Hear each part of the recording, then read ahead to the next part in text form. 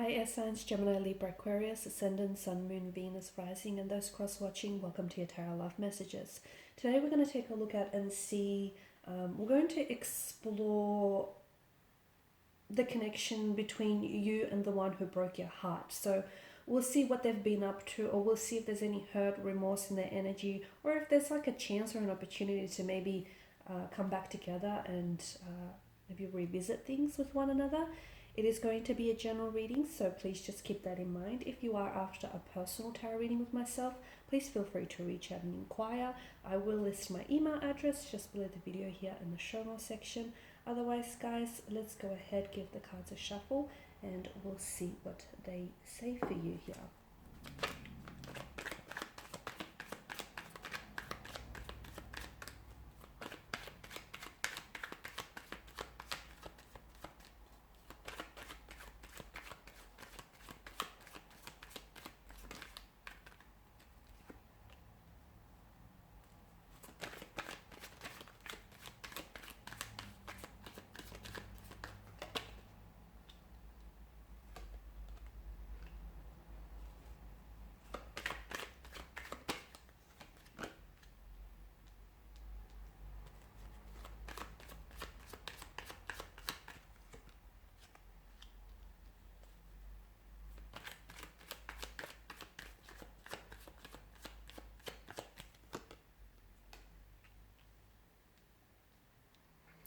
Okay, so this person that hurt you, this particular energy, I feel like they spend a lot of time thinking about what it is that they've said or done to you and just how much pain they've hurt you. I feel like in the moment here, they have a tendency to act really irrational, or they have a tendency to, to just sort of say whatever comes to mind, even if they don't necessarily mean it. So I see an energy of someone using their words as weaponizing the things that they say in an order to in an effort to hurt you. Okay, so they know that their words are like weapons. They know that words can be very powerful, and this person feels like maybe they've really been hurt themselves. So they want the type of person who may be very vengeful or seek retaliation, and if they are hurting, they want you to feel the hurt and feel the pain with them. If they're suffering, they say misery loves company, they want you to suffer, or they want you to understand how, the hurt, the pain that they're feeling, so that you can relate on some level. It just feels like there is a bit of spite or vengeance in their nature. It just feels like they are someone who can be very spiteful. They are someone who says things they don't mean, and then they regret it later. Then when they hear it, whatever it is that they've said out loud, then they piece everything together, and then they feel a sense of guilt. Okay, so this is someone who acts first and thinks later. Okay, and I can see that there were certain decisions that were made between you and this person. They were really rushed. They were very aggressive. They were very impulsive. And yes, this person does have a tendency to, as I've mentioned, they'll act first, and then after everything is said and done, they'll go away and they'll do some thinking, and they'll do some regretting, and they'll do some reflecting, and they'll be like, oh, I shouldn't have said that, or I shouldn't have done that. I didn't mean that. Okay, so this is someone who does have issues of their own, and I feel like they have a hard time really expressing or communicating their feelings. This is someone who I also feel like internalizes a lot of their emotions here. They try to, instead of confronting their pain and their hurt individually, they try to bury it deep inside, and in hopes that that is going to go away. But of course, we know feelings don't work that way. They don't dissolve. They don't just dissipate into thin air. They do mount up, and they might even have a tendency to come back and resurface at the most inconvenient of times. Some of you, I feel like this person that has hurt you, okay, I feel like, I'm not sure if you've heard from them just yet. For some of you, this person is coming back into your life. I am saying that there is going to be communication. Okay, so for some of you, you might have had an incident or a disagreement here, or like something that feels very unsettling, very uncomfortable. It feels almost like a battle. Okay, the Knight of Swords is a very aggressive nature, but it feels like some words that were said felt like they can't be taken back here, and it feels like after this person has said it, they've gone away and they did some thinking, and this is where they come back to maybe apologize or to try and make sense of it all. So I do feel like some of you have had already, you've had that communication, or you've had that conversation between you and this person. I feel like, given the multitude of ones, this is something that feels like it's very cyclical.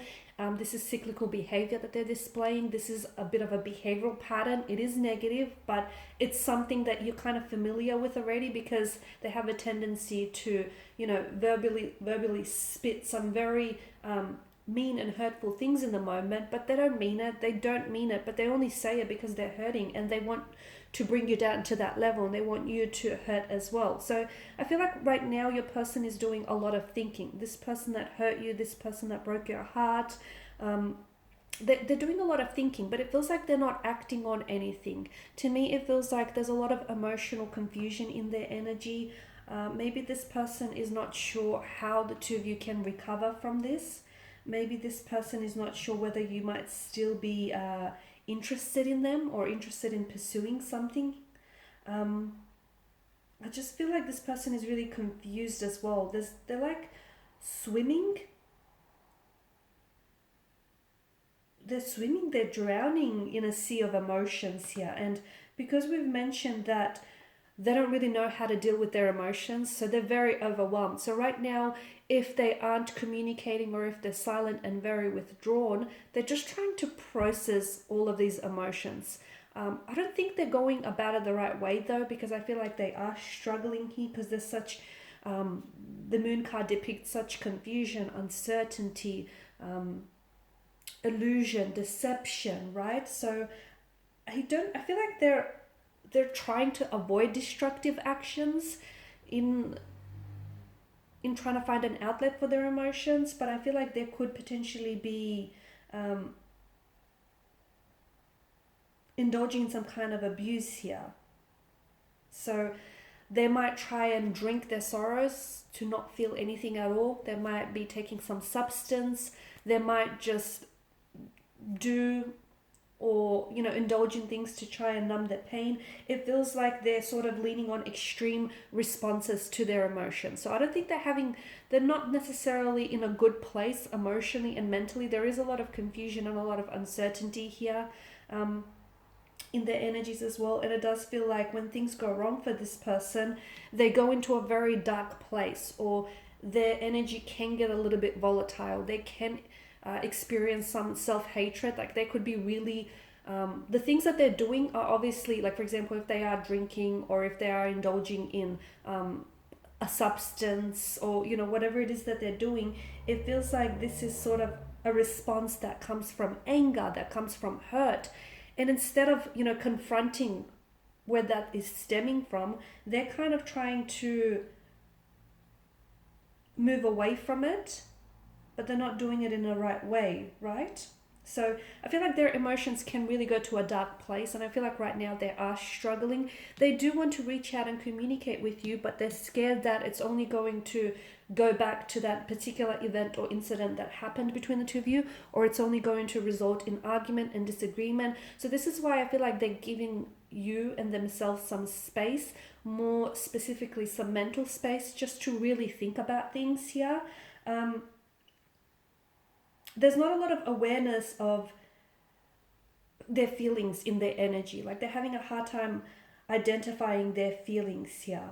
Okay, they're feeling frustrated, lonely. They're feeling very confused here, sad, but they're not dealing with those emotions in a healthy way. Like feeling those emotions is only a healthy, natural response, but they're not dealing with them in a healthy way, if that makes sense.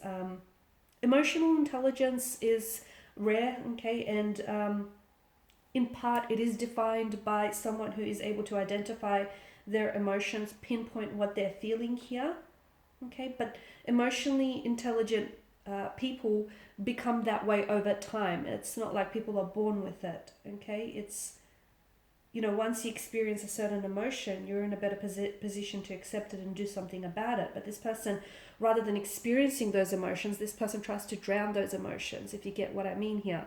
I do feel like there is still going to be some future contact, some future communication with this person. I do feel like they're really judging themselves really harshly for what it is that they've said or done. So it's not like they feel like they're innocent in this, or they don't feel like they've done nothing wrong. But I just feel like they're willing to take partly of the blame for this, but I also feel like they're sort of, it turns out that to me, they're kind of also, in a way, trying to avoid or deny some of the emotions as well. So it just feels like if they can try and embrace those dark emotions and feel, the darkest parts of these human feelings, I feel like it can really fuel their personal growth in this relationship and in this connection. And this is what they need. I feel like they have a hard time expressing with their emotions, and they resort to anger, and they resort to saying things and doing things that they don't mean here. But it's only because there's so much emotion running around in their subconscious and in their energy that they're just latching onto whatever outlet to sort of try and, release it. So instead of running from their emotions, they need to be able to embrace them in a healthy and natural way. And that's going to be the pathway to finding emotional health, but also finding the pathway to finding a healthy relationship and a healthy connection with someone.